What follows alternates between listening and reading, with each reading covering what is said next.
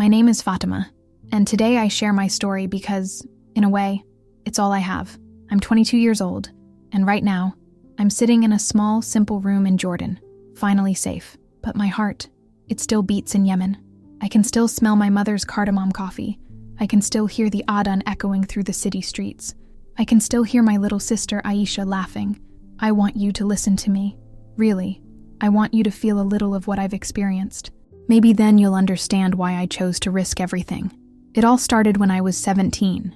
We lived in a modest town in southern Yemen, not far from the African border. Our house was simple, made of sun-baked bricks, with a yard full of mint and jasmine that my mother tended so lovingly. Mornings began with the call to prayer. I would kneel beside my mother and Aisha, each with her own little mat, well worn by time. My father, whom we called Baba, was a firm man, respected in the community. He was always present at the mosque, involved in charitable work or teaching the boys to recite the Quran.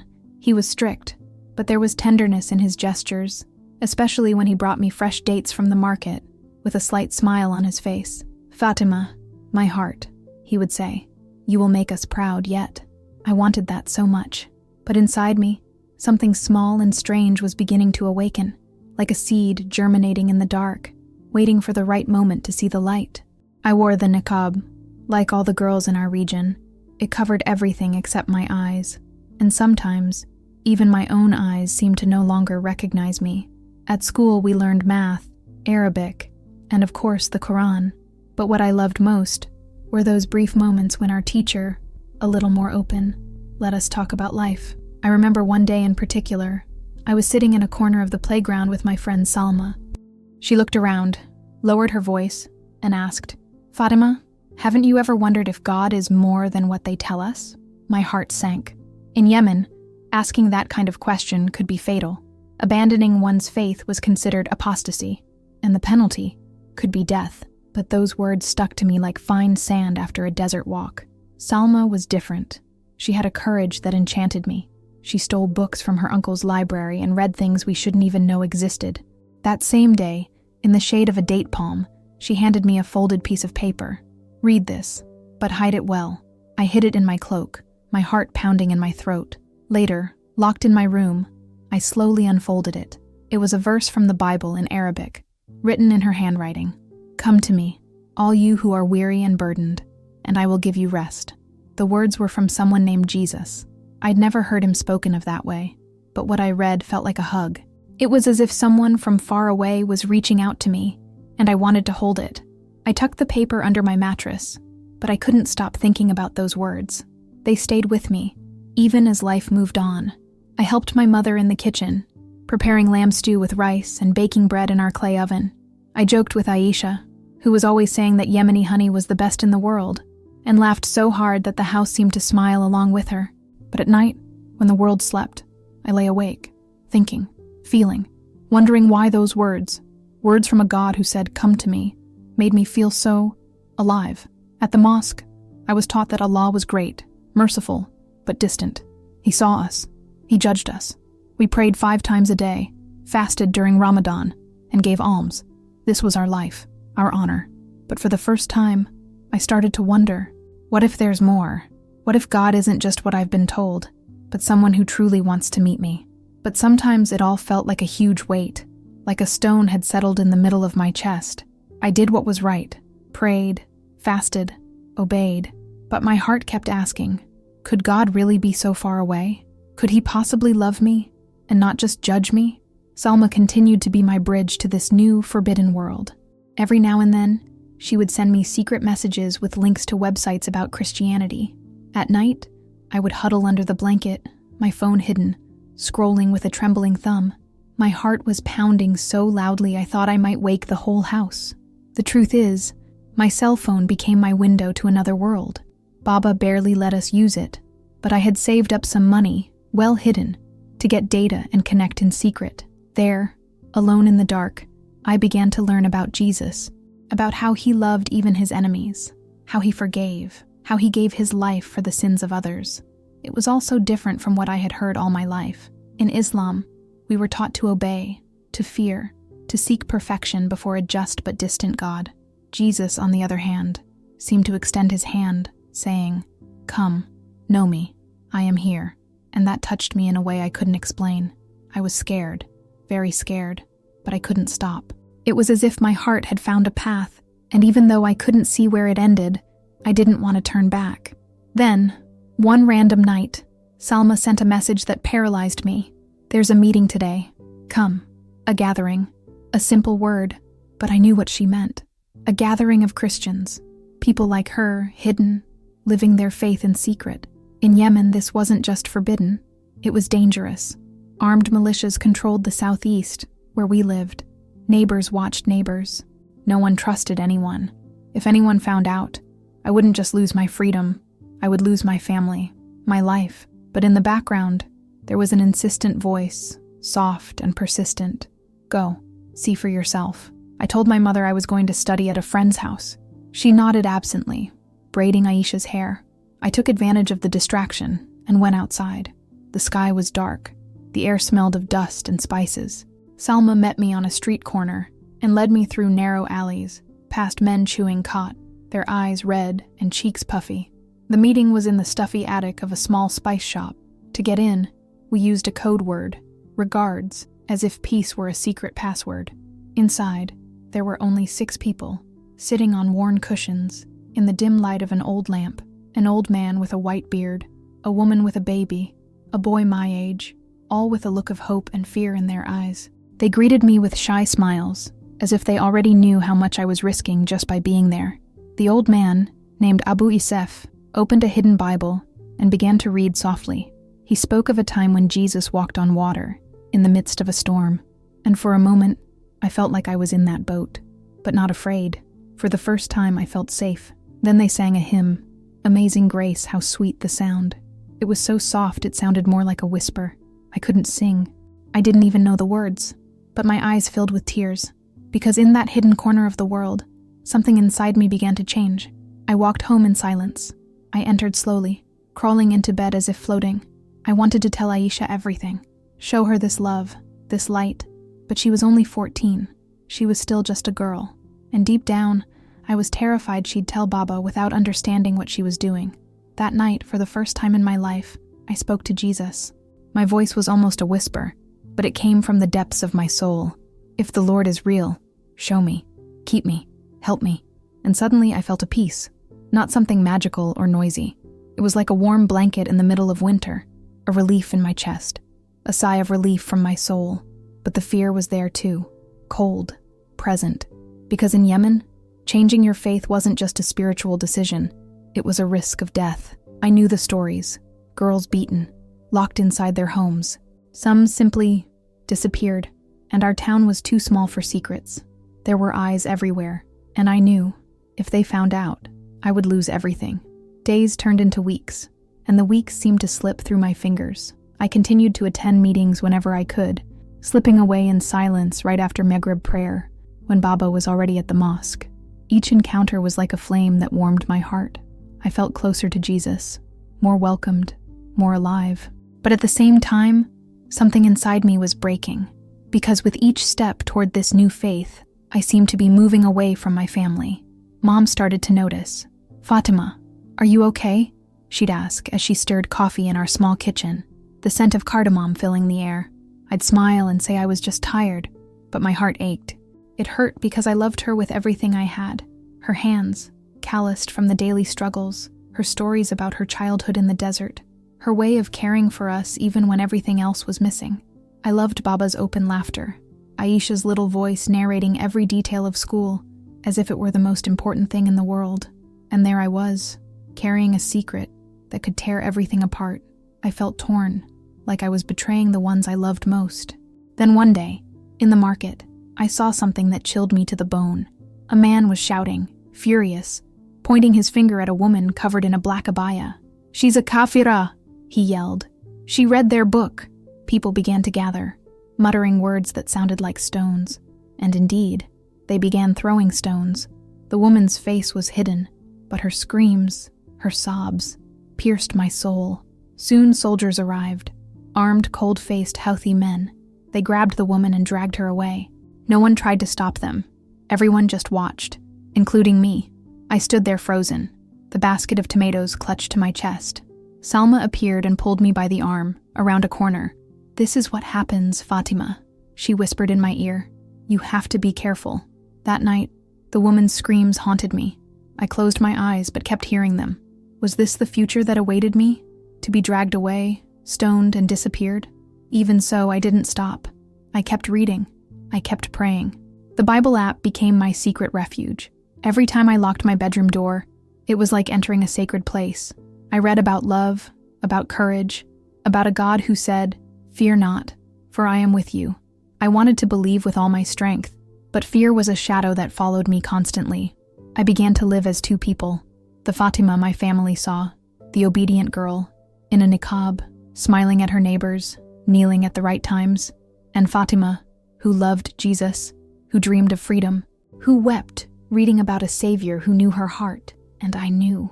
I couldn't live like this forever. Eventually, the two versions of me would collide. So, on a night of profound silence, while the house slept, and only the crickets outside reminded me that the world still turned, I made a decision. I knelt on the floor of my room, not on a prayer mat, but on the cold ground. I didn't recite formulas. I simply spoke, my voice choked, my heart racing. "Jesus, I believe in you. You are my savior. I am yours." It was like jumping off a cliff without knowing if there would be ground or wings. But in that moment, something enveloped me. A silent joy, strong and sweet as Yemeni honey. A peace that seemed to envelop my entire body, like a blanket on a cold day. But the fear didn't go away. It was still there, like a cold wind hitting the window. That night, I hid under the covers as if they could protect me from what was to come. But looking back, I see that moment was the true beginning. The first flame, the first step of the journey. At that moment, I didn't yet know all that I would lose. I had no idea of the pain that awaited me, but I also couldn't imagine the strength God would place within me, nor how He would sustain me when everything around me began to crumble. I was just a girl, holding a secret too big for my heart, praying quietly for courage in a world ready to crush any difference. I used to believe that love was always enough to keep a family together, but there I learned that sometimes love leads us to impossible choices. I watched Mom knead the dough for our bread with those steady hands, always so sure, as if nothing could shake what was ours. The rhythmic sound of her gestures always calmed me. I heard Aisha hum those songs on the radio, her voice light, full of radiance, as if she held within her the light of the stars over South Africa. At those times, I believed nothing could destroy us, but I was wrong. When my secret came to light, I learned that even the truest love can bend to fear. It can break. It can even transform into something else, something hard, cold, unrecognizable. That's why I'm telling you all this, whoever you are, because someone needs to know what it was like to lose everything for what I believed in, what it's like to be ripped from your own story for choosing to follow God's voice. It was in 2023, shortly after I turned 18, that my world really started to fall apart. The months after I gave my life to Jesus were like walking a tightrope, with an abyss on either side. By day, I was the dutiful daughter, the good Muslim who prayed with her family, wore the niqab, smiled at her neighbors. At night, I was who I was truly becoming, the girl who secretly read on her phone the words that gave her life. I'd lock the door, pull the blanket over my face, and read the Bible app, the one Salma had shown me, like someone handing a compass to someone lost in the desert. Jesus' words were my anchor. I am the way, the truth, and the life. They gave me peace, but also fear. Yemen was no place for secrets like that. The streets were full of eyes. Militias had checkpoints scattered everywhere. Any deviation was noticed, and I had already seen what happened to those who strayed too far. The woman in the market, the screams, the stones, the pain. She never left my head. But even with the fear, I continued. I became bolder. Maybe too bold. Salma still invited me to secret meetings, in stuffy attics, dark basements, any corner where we could whisper the name of Jesus without being heard. At these gatherings, we sang softly, shared verses, stories, and prayers. Every time, I felt His presence, like a warm hand on my shoulder. But getting there was always a mission, getting past suspicious neighbors, avoiding the alleys where men chewed cot and talked too loudly, making excuses for Baba. I would lie in bed afterwards with my heart racing, as if I were still running. Mom started to notice. "Fátima, you've been very quiet lately." She said this as she stirred the lamb stew, the scent of cumin filling the house. "Are you sick?" I shook my head, forced a smile. But inside, I was falling apart. I wanted so much to tell her, to open my heart, to show her that I was still her daughter. But I knew that, for her, it would be as if I had died. Aisha was the most difficult. My little sister, my shadow. She would braid my hair, make jokes about the boys at school, ask me to steal honey from the market just to see her smile. Sometimes we would lie on the terrace at night, counting the stars, and I would almost forget everything. But I couldn't tell her the truth. She was young, too loyal to Baba. I thought that by staying silent I was protecting her, but I was wrong. It happened on a Thursday.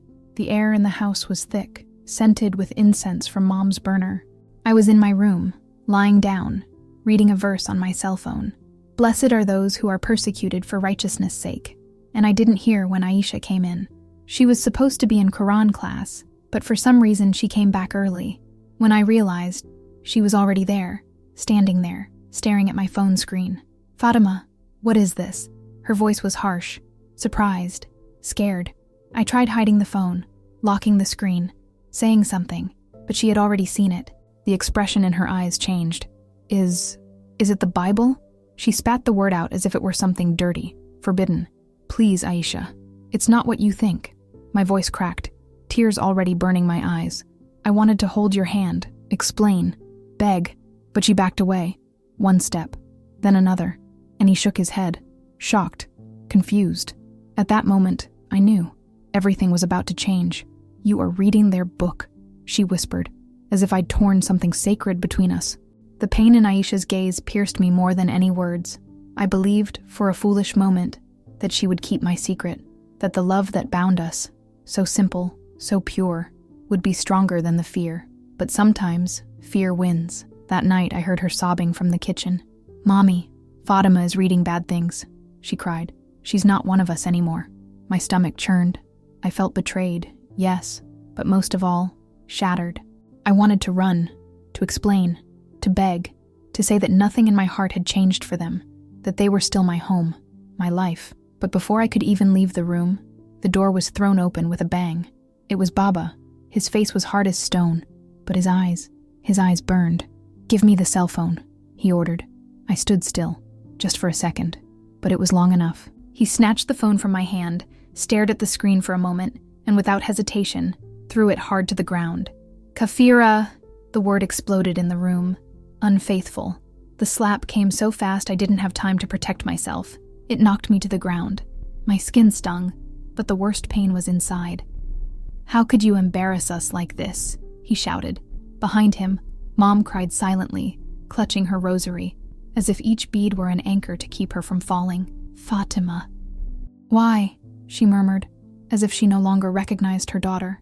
They locked the door. The key turned with a sharp click. It sounded like a sentence.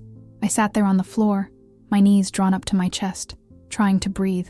I heard the screams from below. Baba's voice, harsh. Mama's, broken, trying to contain him. Aisha didn't come up. She didn't say anything. Alone there, I could only do one thing. Pray. "Jesus, please, help me. Don't leave me," I whispered, my voice trembling. And even with the fear screaming louder, I felt that he was with me, there, in the dark. But I knew what happened to girls like me. In our city, abandoning Islam was not just heresy. It was treason. It was a crime. The militias didn't forgive. The neighbors didn't forget. And everyone watched everyone. The next morning, Baba entered the room. His face was still stiff, but his hands were shaking. "Retract," he said. "Say you're still Muslim, and we'll sort this out." I looked at him, and for a second, I wanted to. For them, for Mom, for Aisha, for the life I loved. But when I opened my mouth, the words that came out were not what he expected. "I believe in Jesus." I saw shock wash over his face, as if I had plunged a knife into his chest. Without another word, he grabbed me by the arm and dragged me into the courtyard. "You are no longer my daughter." The voice came out low, but it hurt more than the slap from the night before. Mom was there, holding Aisha, who was crying but she wouldn't look at me. I hid my face in my mother's abaya, as if my presence were something impure. I thought that was the worst moment of my life, losing their love, being cut off from my own family like a dry twig. But then, the trucks arrived. The sky was already beginning to darken, and the call to prayer echoed from the mosque. That's when I heard tires braking, engines roaring, doors slamming, boots, heavy, determined. Men with green scarves and guns entered brutally. "Where is the kafira?" shouted one of them. And Baba, without hesitation, he pointed at me. His face was blank. No anger, no pain, no nothing. As if I were a stranger. Mom screamed, trying to stop them, but they pushed her violently. I saw Aisha scream my name, Fátima, but nobody did anything. No one could do it. They tied me up with a thick rope, which burned my skin with every movement. They blindfolded me, and they dragged me out. The night air was cool, but my skin was burning. They threw me into the back of a truck, as if I was no longer human. The engine roared to life, and when I looked for the last time, or rather, felt the last time, my house was already disappearing behind me. My home, my family, my life, everything is left behind. And the darkness took over. I don't know how long we spent on the road. Hours, maybe. I only remember the rocking of the truck, the smell of dust, and the prayer I repeated softly inside my soul. Jesus, stay with me. Just that. The blindfold was so tight I could barely breathe. The smell of dust and metal burned my nostrils. I felt suffocated, as if I were being swallowed alive. But even there in the dark, I prayed, Jesus, stay with me. Don't leave me. When the truck stopped, my heart nearly leaped into my throat. They pulled me abruptly, my legs barely responding. The light blinded me for a moment. When I managed to open my eyes, I saw where I was. High walls, barbed wire fences, towers with armed guards. It all reminded me of a prison, or worse. A man approached, tall, dark beard, eyes of ice. He didn't shout. "I am Omar," he said. "You have shamed your faith. You have dishonored your people. You will pay for this." He spoke slowly, each word like a punch. It wasn't hate coming out of him. It was contempt. I wanted to run. I wanted to disappear. But my body was paralyzed. I could only watch as they shoved me into a cell, a cubicle with a dirt floor, a window so high that even the sunlight couldn't reach it. When the door closed, the sound of the lock was like a gate slamming shut behind my old life. I sat in the corner. My niqab was wet with tears. I closed my eyes and thought of Mom's hands kneading bread, of Aisha's laughter dancing around the house, of Baba carrying me on his shoulders when I was little. All of this felt like an old dream. I began to sing softly, a hymn Salma had once taught me, almost whispering, "Grace so sweet that saved someone like me." My voice was shaking, but it was all I had. The next day, Omar returned. He sat across a table from me. His rifle leaned against the wall. "Have you read their book?" he asked, his voice cold as stone. "You betrayed your religion. Why?" My hands were shaking in my lap. But instead of lying, I looked at him and whispered, "Because I have found peace. Jesus loves me." His face contorted as if he had heard blasphemy. "You're a disgrace," he spat. "You'll regret this. You still have time to come back, or you'll suffer." I closed my eyes and thought of Jesus on the cross, how he forgave even those who hurt him. With my voice almost silent, I replied, "I can't go back. I believe in him." Omar stood up slowly. His shadow fell over me, large and menacing. "You'll learn the hard way," he said, before signaling to one of the guards. I was taken to another room, darker, colder. It had no window. The pain came in waves, slaps, punches, shoves. My head spun, my skin burned. But inside, I said only one thing, "Father, forgive them. They know not what they do." I didn't scream. I just prayed. It was all I had left. When they left me there, bleeding and bruised, I curled up on the floor. The pain was unbearable, but my soul still clung to that light. I don't know how long I stayed in that cell. I lost track of the days, but I knew one thing. I wasn't alone. In that hole, where hope seemed to have died, Jesus was with me. There, I understood what faith really meant. It wasn't about pretty words or moments of joy. It was about choosing to stand firm when everything around you told you to give up. I didn't know if Omar would come back. I didn't know if I would see Aisha again. But I knew one thing. There was a flame inside me, small, flickering, but alive. And that flame was Jesus. He was all I had. And there, in that dark place, I learned that he was all I needed. The cell was tiny, stuffy, with the smell of wet earth mixed with ancient fear. The hard, cold floor seemed to rob me of any comfort, and the walls, covered with scratches, marks, and phrases faded with time, told stories I'd never known. Sometimes I wondered, who had passed through here before me? Had they also believed in something the world around them wouldn't accept? High above, a small window let in a sliver of light. Sometimes that light hurt more than it helped, because it reminded me that there was a world out there, a world I didn't know if I would ever see again. They gave me a thin mat to sleep on, a bucket in the corner for a toilet, and once a day, a glass of water with a piece of stale bread. My body ached.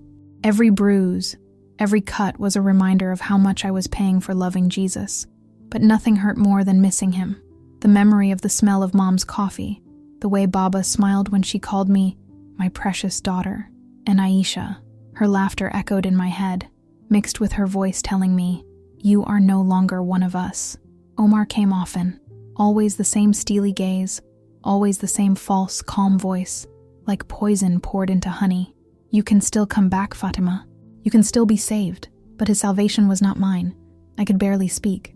I just shook my head. Inside, I whispered to myself what Salma taught me. If God is for us, who can be against us? Every time I refused, the guards came, and every refusal was met with more violence.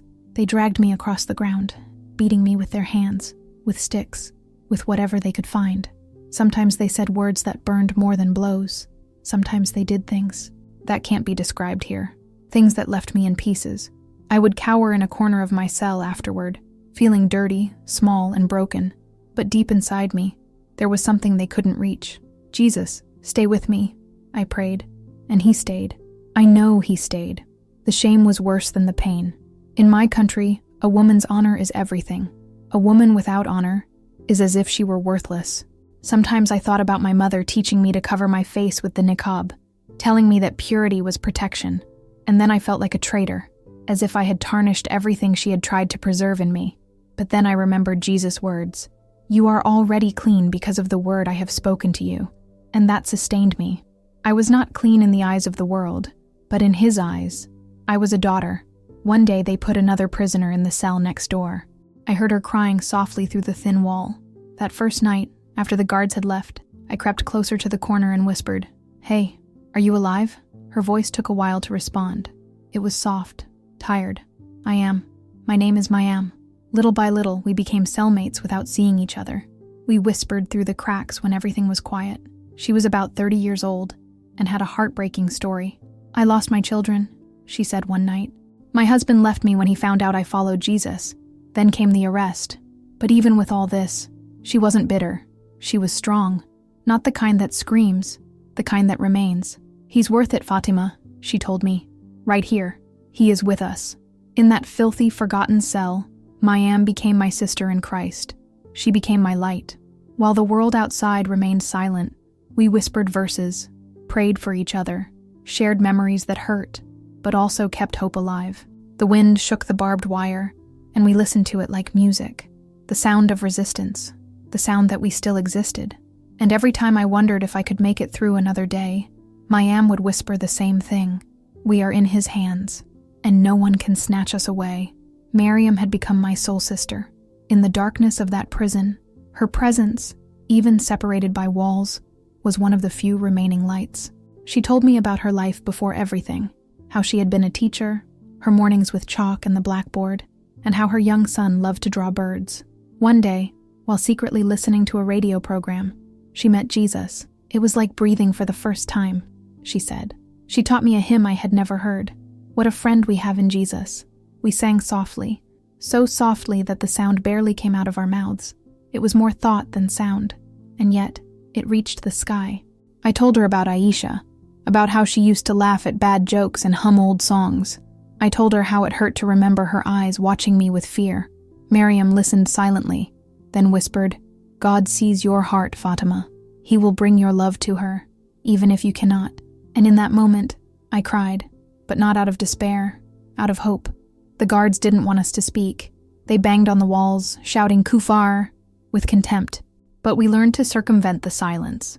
We wrote verses on pieces of cloth and slipped small notes folded into the seams. Miriam taught me a verse that I kept as a sword. "The Lord is my shepherd. I shall not want." It was my defense when the pain came, when the guards came, when the night was heavy. I repeated silently, "Even though I walk through the valley of the shadow of death," and somehow, he walked with me. But Omar wasn't finished yet. He came one day, with a different kind of cruelty in his eyes. Cold, controlled, proud. "You are stubborn, Fátima, but I will fix you." He said I would marry him, that it would wash away my sins. "You will be mine. Allah's will." My body froze. This wasn't marriage. It was domination. In our culture, weddings were about music, henna on hands, a party in the courtyard, mothers dancing. But that was a cage with plastic flowers. They dressed me in a white abaya, simple as a shroud. There was no music, no happy faces, just armed men and hard eyes. An imam recited words I didn't hear. Omar held my arm like someone restraining an animal. I was there, but it was as if my soul were outside, screaming, "Jesus, you are my true husband." I prayed, "Don't let me forget who I am." Then they took me to a different room. Not a cell, but still, a prison. It had a bed, a curtain, Omar's belongings, books, a prayer rug, a knife on the table. He came that night, and I'm not going to write what happened.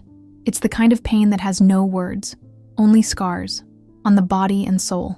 But even there, broken, invaded, torn apart, I whispered, "Jesus, stay with me." And he stayed, not magically, but with a strength that kept me alive, a peace that defied everything around me. I no longer owned my body, but I was still the daughter of my Savior, and that's when something changed. I decided I wouldn't let them win. They could hurt me. They could call me dirty. They could take me as an object, but they couldn't extinguish the light inside me. I began to observe, to listen. The guards spoke thinking I didn't understand, that I was too broken to pay attention, but I listened. They spoke of conflicts in the mountains, of ambushes by government forces, of checkpoints falling, and I started planning, not the escape of the body, that was still impossible, but the escape of fear, the liberation of the soul, the beginning of resistance. I started paying more attention to Bilal. It wasn't just the bread. There was something in his eyes, a kind of sadness I recognized. He avoided looking at me for long stretches, but sometimes he hesitated at the door to my cell. I'd say shukran, in a low voice, and he'd just shake his head, as if it hurt him more than it hurt me. Miriam kept warning me, guilt can be a bridge, but it can also be a trap. Still, I believed Jesus was doing something there. I began to pile up my little things, a spoon hidden under the mat, the nail wrapped in the breadcloth, a copper wire I found near the high window. They seemed useless, but to me, they were part of an invisible map, a sign that there were still paths. One afternoon, Bilal hurried past and dropped on purpose a crumbled piece of paper. Inside were just 2 scrawled words, "Watchman Exchange." That was all I needed. One moment, one miracle. Miriam and I whispered our plans even more carefully. If the watch changed at 2 a.m, and if Bilal was the guard, we could try. But how do you escape from a prison with high walls and barbed wire, surrounded by armed men?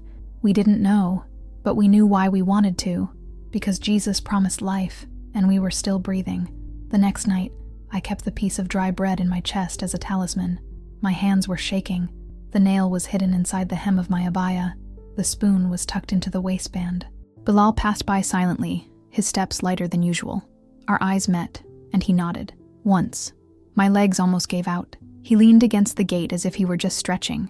Then he looked to the side and dropped a key, right next to the fence. My hand reached through the bars. I took it. My heart was pounding as if it were going to explode. Distranque, slowly. The clang of metal sounded like thunder in the dark, but no one reacted. Yet. I called Miriam with a very low whistle. The key worked in her cell too. She walked out, her eyes watering, holding her breath as if she had forgotten how to do it. We don't run. Not yet. We walked close to the wall, in silence. Each step was a prayer. Jesus, hold my hand. Jesus, lead us to the light. The back gate, miraculously, wasn't double-locked. Bilal had done that for us. When I pushed, it creaked loudly. Too loud. Lights came on. Screams started. "Run!" cried Miriam, and we ran. I ran, the nail still in my hand, the spoon banging against my hip, my heart pounding in my chest. Behind us, voices, alarms, gunshots. A spotlight swept the ground, almost touching us, but we ran, towards the desert, towards nothingness, towards freedom. We didn't know where we were, or where to go. We only knew that the cage was left behind. Mayam and I had been hatching a plan for weeks, speaking quietly through the crack in the wall between our cells. We had only a spoon, a rusty nail, and a piece of bread wrapped in a cloth. Small, almost insignificant things, but to us they were like weapons, our only resources. Bilal, the young guard, was our light in the darkness. There was something different about him, a less hard look in his eyes, as if he were not like Omar's other men. I wanted to find a way to show him that I was more than just a prisoner, that I had a heart. I thanked him for the water he gave me, asked about his day, anything that might make him see me as human. Once, he hesitated, muttering under his breath, "This isn't right." In that moment, I saw a crack in the man. Mayam warned me to be cautious, but in my heart I pleaded, "Jesus, use him to help us. Show us the way." The opportunity arrived on a night when the sky sounded like a rumbling drum. Bombs were falling, airstrikes were shaking everything, making the complex tremble. Dust fell from the ceiling. The guards' screams mixed with the sound of radios blasting. Outside my cell, I heard Bilal's nervous voice. He whispered my name and slid a key between the bars. "Go now. The gate is open." My heart nearly leaped out of my chest. I didn't know if I could trust him, but I felt a presence, as if Jesus were pushing me forward, telling me it was time. I gripped my spoon, the nail, and whatever courage I had left. I waited for the next explosion. The ground trembled beneath my feet, and I heard the guard's footsteps retreating. I unlocked the door with a trembling hand and ran to where Mayam waited. She stood there, pale, but with eyes full of fire. "Let's go together," she whispered, holding my hand tightly.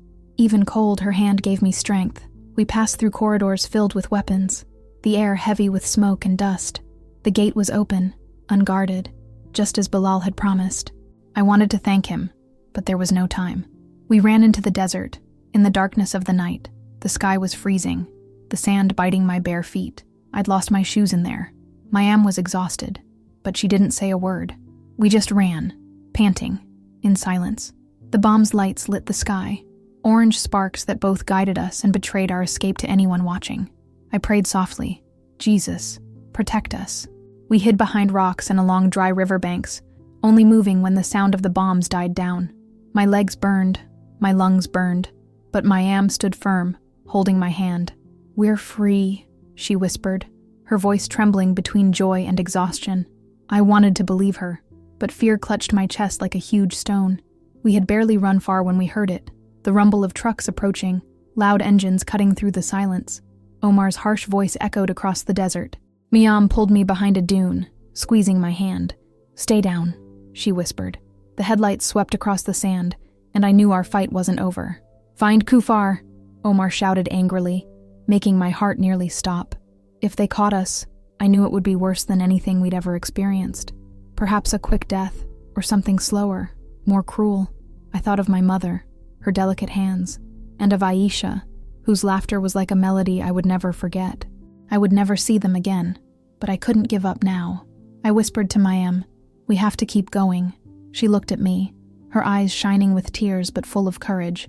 Together, we ran through the seemingly endless desert, under the icy, starry sky. Gradually, I noticed Mayam was tiring, her breathing becoming labored. "I'm fine," she lied, clutching her side. When I glanced at her abaya in the moonlight, I saw bloodstains. She was injured. Perhaps she'd been hurt at the compound, or in a fall along the way. "Mayam, let me see," I begged. She shook her head. "We don't have time. Keep walking." I wanted to scream, "Stop, tend to her," but the fear was growing. The trucks were already close, their headlights like eyes hunting us. So I rested her arm on my shoulder, half carrying her, even as my own body ached. I prayed softly, "Jesus, give me the strength to carry her." As the sun began to rise, we arrived at a small village. Simple mud houses, silent except for the timid crowing of a rooster. Mayam was growing weaker and weaker, barely able to walk. I knocked on the door, my heart in my throat. An elderly woman answered, her face etched with age, like a dried date. "Please help me," I begged, my voice shaking. "They're after us." She hesitated, but then pulled us inside, hiding us in a back room among sacks of rice. "They're coming," she whispered. "Be quiet." She brought water and a cloth for Mayam's wound, but her eyes betrayed fear. I knew she was risking her own life to protect us. Mayam's breathing was shallow, her face pale. Carefully, I cleaned the deep cut in her side. where blood was still seeping. "You'll be fine," I lied, trying to hold back the tears that were falling. She smiled, weakly but sincerely. "Fátima, you are my sister. Jesus brought us together." She began to softly sing our hymn, "What a Friend We Have in Jesus." Her voice was so soft I could barely hear it, but I sang along, our voices trembling as we held each other in that cramped room. I prayed for a miracle, but her hand went cold in mine. "Go without me," she whispered. "Live for him," I cried, shaking my head. No, we stayed together, but her eyes closed forever, her face serene, as if she had finally reached the place of peace she had been searching for. I don't know how long I stood there, crying, hugging her stained abaya. It was the lady who touched my shoulder. "You have to go. They're coming." I didn't want to leave Mayam, but I heard the rumble of trucks and shouts outside. I kissed her forehead and whispered, "See you in heaven." The woman handed me a scarf to cover my face and pointed to a hidden trail behind the village. "There's a man, a smuggler, about 2 miles north. He helps people like you." I nodded, my heart heavy, and set off. Mayam's hymn echoed in my mind as I walked through the unforgiving desert. Hot during the day, freezing at night. I walked for hours, my feet bruised, my stomach empty. No food, no water, just that nail and the spoon in my pocket, now useless. But in my heart, I carried Mayam's strength and love with me, the promise to not give up. I thought of Aisha and wondered if at some point she had prayed for me. I prayed for her, for Mama, for Baba, and even for Bilal, that young man who risked everything to help us. "Jesus, guide me," I whispered, my voice dry, almost like sand. I didn't feel a great force or a powerful voice, but a light presence, like a gentle breeze telling me to keep going. The smuggler was waiting for me in a ravine, a thin man with an old crumbling pickup truck. "Are you the Christian girl?" he asked, not rudely. I nodded, too exhausted to speak. He took me through winding paths, dodging checkpoints, and when soldiers passed, he covered me with blankets so I wouldn't be seen. He didn't ask any questions, but he gave me water and dates, sweet and sticky, just like the ones Baba used to bring. I wanted to cry in thanks, but my body was too numb to feel. In a moment, another man appeared, saying the house was nearby and that they were searching for a fugitive. I prayed even louder, "Hide me, Jesus." The journey lasted days, perhaps a whole week. We crossed mountains, slept in caves, and moved only at night. On one occasion, a smuggler tried to betray us, demanding money we didn't have. I thought it was all over, but the first man bravely faced the traitor. "She's suffered enough," he said. I don't know what made him fight for me, but I saw Jesus in that man, in his rough hands and tired eyes. Finally, we reached the Jordanian border, an invisible line, a promise of freedom. The smuggler stopped, pointed to a distant camp, and said, "Go, you're safe now." Crossing the border, my legs gave way, and I fell to my knees on the hard ground, sobbing. I was free, but I had lost everything. Miam, my family, my home. The camp was full of refugees, empty faces carrying stories I would never know. A woman in a headscarf offered me bread and a blanket, her smile gentle but filled with sadness. I sat under a tent, feeling the cold desert wind, and prayed, "Thank you, Jesus, for saving me. But why not marry him? I may never understand, but I felt his presence in my tears, in the sunrise that tinted the sky golden. I was in Jordan, alive, but my heart ached. Mayam's face, her voice, and her faith were with me, a light I would carry forever. I had fled the compound, the house, Omar's chains, but the pain wouldn't leave me. I thought about Aisha and whether she would ever forgive herself for telling Baba. I thought about Mom's cardamom coffee, Baba's laughter, the life I would never have. And I thought of Jesus, how he walked with me through this dark desert. I was broken, but I was his, and that was enough to keep me going. Now I'm safe, but safety doesn't erase the scars. I carry Yemen in my heart, the smell of Mom's coffee, Aisha's laughter, the desert wind that brought me freedom. And I also carry Mayam, always with me. Your voice singing hymns in that dark cell still echoes within me. I'm telling you my story because I want you to know how I found the light again, how Jesus held me tight when I thought I would fall apart, and how I learned to live even after losing everything. When I finally crossed the Jordan, my body collapsed, empty, heavy, my heart, a weight that nearly crushed me. The refugee camp seemed like an endless maze, filled with tents crammed with people like me, empty eyes, silent stories. It was there that I met Hannah, a woman with a flower-patterned headscarf who offered me bread and a blanket. "You're safe now," she said with a soft smile. I nodded, but inside I felt lost, a leaf torn from the tree, floating aimlessly. I had escaped Omar, the house, the compound, but I couldn't escape the memories of Mayam's cold hand, Baba's angry eyes, Aisha's tears. At night, I would wake screaming, seeing Omar's face, feeling the ropes tighten around my wrists. I prayed so many times, "Jesus, take this away from here." But the pain persisted, sharp as a knife. Hana took me to a church tucked away on a quiet street in Amman. I was scared. Any place felt like a trap after what I'd been through. But as soon as I entered, I heard soft, welcoming singing, the hymns Miam had taught me. What a friend we have in Jesus. The music wrapped around me, like my mother's arms when I was a child. Pastor Sami, a man with kind eyes, welcomed me. "You are home here," he said. At first, I didn't believe it. My home was Yemen, its markets, its streets, its coal mines. But that home was gone. Still, I kept going to church, sitting in the back, listening to stories of Jesus healing the oppressed.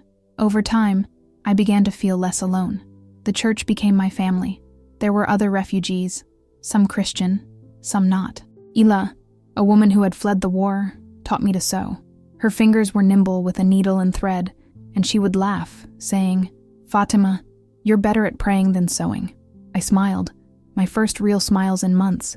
A boy named Isef, who had lost his parents, drew birds like Mayam's son. I watched him, remembering her, with a heavy but grateful heart. These people didn't know my story, but they loved me, and that love was like the hands of Jesus holding me up. But healing wasn't easy. There were days when I locked myself in my tiny room, a mattress on the floor, a cracked mirror. I saw a stranger looking at me, my face thinner, eyes too tired for all they'd ever seen.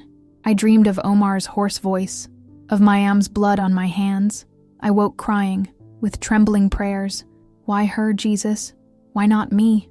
I felt guilty for being alive, for breathing when she no longer could. I was angry at Baba for rejecting me, at Aisha for telling Baba, at the house that stole my life. The anger was heavy, but I was tired of carrying so many stones alone. Pastor Sami noticed my silence. One day after church, he sat with me, offering me a cup of mint tea. The steam rose slowly, as if time were slowing down. "Fátima," he said, "Jesus carried your pain on the cross. Let him carry it now." I shook my head, tears streaming silently down my face. "I can't forget," I said. "Mayam, my whole family is gone."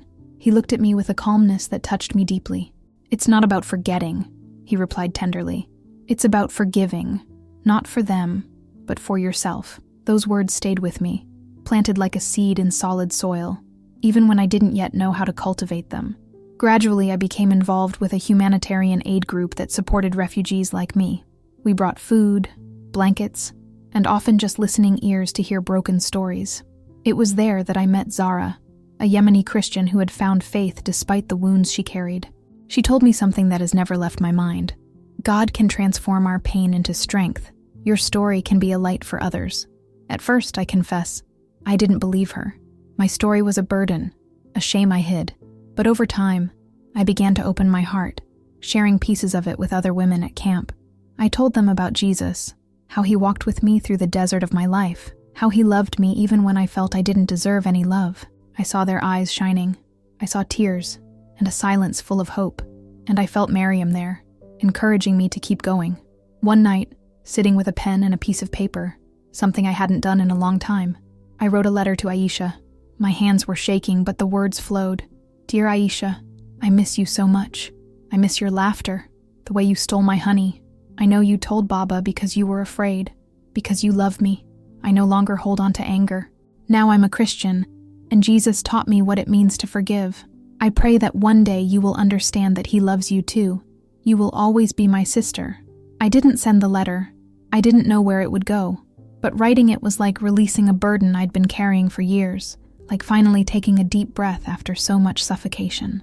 Forgiving Baba and Mama was even harder. I lay awake, remembering Baba's slap, Mama's heavy silence when the Houts took me. I wanted to hate them, but I couldn't. I saw Mama's tired hands washing clothes, Baba's silent smile as he brought me dates. They acted out of fear, not hate. So, night after night, I prayed that Jesus would soften their hearts and show them I was alive. This didn't erase my pain, but it made it more bearable, like a wound beginning to heal. One day, I went to a garden near the church, a quiet place with olive trees and wildflowers. It wasn't Miriam's grave. Her body had been left in a distant village, with no one to claim her memory, but it felt like a place where I could honor her. I knelt in the warm earth, felt the sun caress my face, and prayed, "Mayam, you were my sister, my example of courage. I will live for you, for Jesus." The tears that came were not of pain, but of relief, like rain washing away the dust of the soul.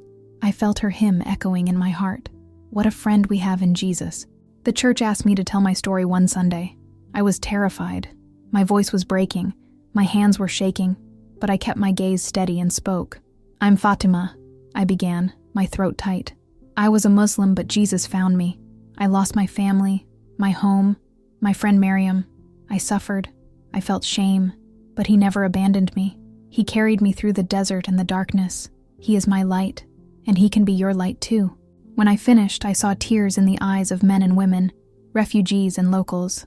I heard applause, felt prayers all around me. Pastor Sammy hugged me and said, "You are a light, Fátima." I didn't see myself that way, but I felt Jesus strong, very close. Now as I write this, I watch the sun rise over Amman, painting the sky gold and pink, a silent promise of a new beginning. I still struggle with nightmares. I still miss the smell of my mother's coffee. I still carry scars that are hidden, but that are part of my story. I'm no longer that girl lost between two worlds. Today, I am Fátima, Christian, survivor, daughter of Jesus. I don't know if I'll ever see Aisha, Mama, or Baba again, but I pray for them every day, hoping they find the peace I finally found.